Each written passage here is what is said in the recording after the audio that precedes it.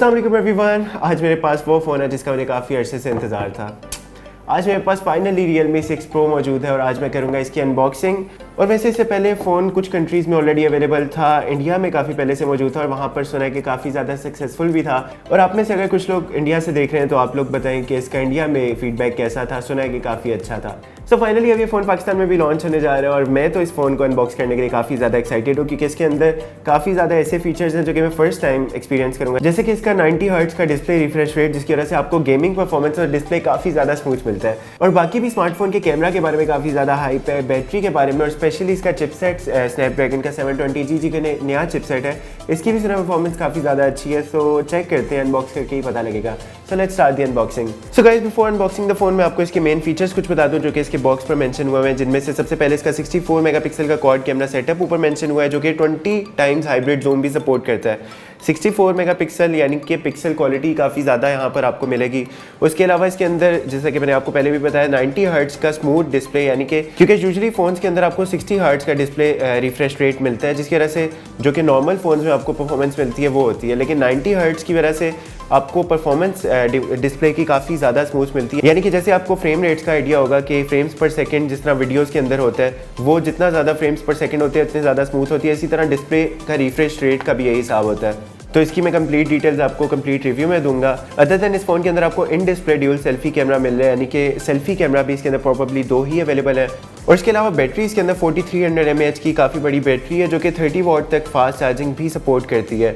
और Snapdragon 720G का latest chipset है। और मेरे पास जो वेरिएंट अवेलेबल है ये 8GB और 128GB वाला वेरिएंट है। कलर जिसका लाइटिंग रेड है। तो अब इसको अनबॉक्स करते हैं। और मैं आपको पहले बता दूं कि अभी इसकी फ़ोन की प्राइस कौन सी है वो अभी हमें कंफर्म नहीं पता, क्योंकि जब तक इसकी अनबॉक्सिंग पब्लिश होगी तब तक इसकी प्राइस कंफर्म नहीं होगी। तो मैं इस फ़ोन की प्राइस इस वीडियो के डिस्क्रिप्शन में और इसके टाइटल में भी प्रोबेबली ऐड कर दूंगा। सो सबसे पहले अनबॉक्सिंग के बाद आपको ये छोटा सा बॉक्स मिलता है ऊपर, जिसके अंदर आपको फ़ोन का ये सिलिकॉन बैक कवर मिल रहा है और इसके साथ यूज़र मैनुअल जो कि यूजुअली कोई भी नहीं पढ़ता। इसके नीचे ही मिलेगा आपको फ़ोन, जिसके कलर के बारे में भी काफ़ी ज़्यादा मैं एक्साइटेड हूँ क्योंकि इसके कलर के बारे में भी काफ़ी यूनिक सा डिज़ाइन है इसका। वाओ। सो फ़ोन को हम लोग ऑन कर लेते हैं। जब तक फ़ोन ऑन होता है इसके बाकी कंपोनेंट्स को हम लोग चेक कर लेंगे। सो यहाँ पर मैंने लगा दिया फ़ोन को बूट होने पर और यहाँ पर हम लोग बाकी कंपोनेंट्स देखते हैं। बाकी आपको नीचे वाले सेक्शन में मिलती है इसकी चार्जिंग की केबल जो कि Type-C केबल है। साथ इसके वूक का ये फास्ट चार्जर, काफ़ी बड़ा सा चार्जर है। और यहाँ पर आपको केबल के नीचे मिलेगी SIM inject tool. So guys, phone finally यहाँ पर ऑन हो चुका है। फ़ोन की वैसे डिस्प्ले से इसकी जो फील है वो बड़े मज़े की आ रही है, मतलब फ्लैगशिप डिवाइस वाली फील आ रही है। ऑल्दो Realme इसकी तरफ से आई थिंक ये फ्लैगशिप ही कंसिडर की जाएगी, लेकिन बाकी फ्लैगशिप से अगर इस फ़ोन को कंसिडर किया जाए, कंपेयर किया जाए तो प्राइस पॉइंट ऑफ व्यू से बहुत ज़्यादा कम है, लेकिन स्पेक्स पॉइंट ऑफ व्यू से उनका काफ़ी अच्छे से मुकाबला करती है। और to be honest Realme series का मैं पर्सनली बहुत बड़ा फ़ैन हूँ क्योंकि Realme के फ़ोन हमेशा से, स्पेशली Realme 5 Pro भी बहुत अच्छा फ़ोन था। इस फ़ोन से भी मेरी एक्सपेक्टेशन काफ़ी ज़्यादा है। तो यहाँ पर कैमरे का डिज़ाइन भी आप देख सकते हैं। ऊपर कॉर्नर में पंच होल कैमराज हैं, इसके 2 कैमराज हैं, जिनमें से प्राइमरी कैमरा इसका मेन सेल्फी वाला 16 मेगापिक्सल का है फ्रंट पर, और 8 मेगापिक्सल का एक डेडिकेटेड अल्ट्रा वाइड कैमरा भी है सेल्फी के लिए। और सुना है कि इसके कैमरास भी स्लोमो सपोर्ट करते हैं वीडियो के अंदर, जो कि बड़ी अच्छी बात है।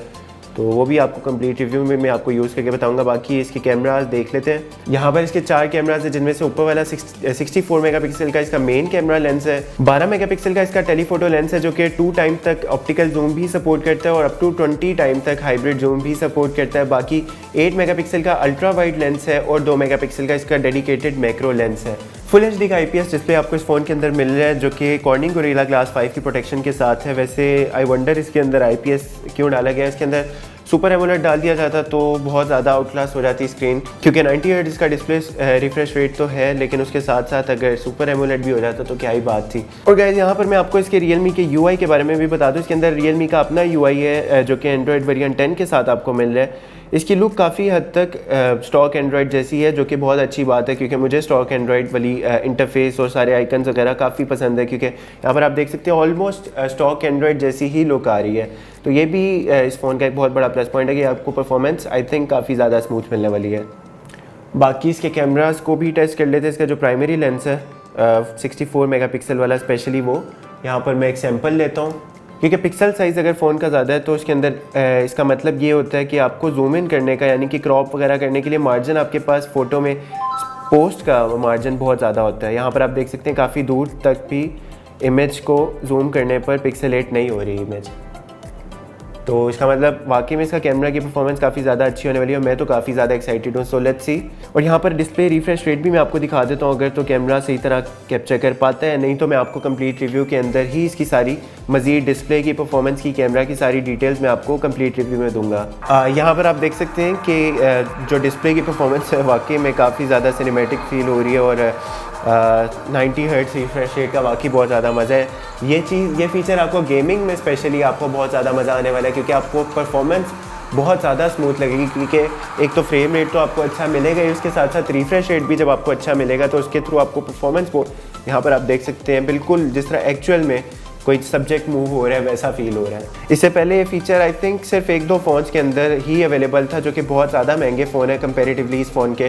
फ्लैगशिप डिवाइसेस है दूसरे बड़े ब्रांड्स की, लेकिन उनके comparatively price point of view से ये फ़ोन तो बहुत ज़्यादा कम प्राइस में आपको मिल जाएगा।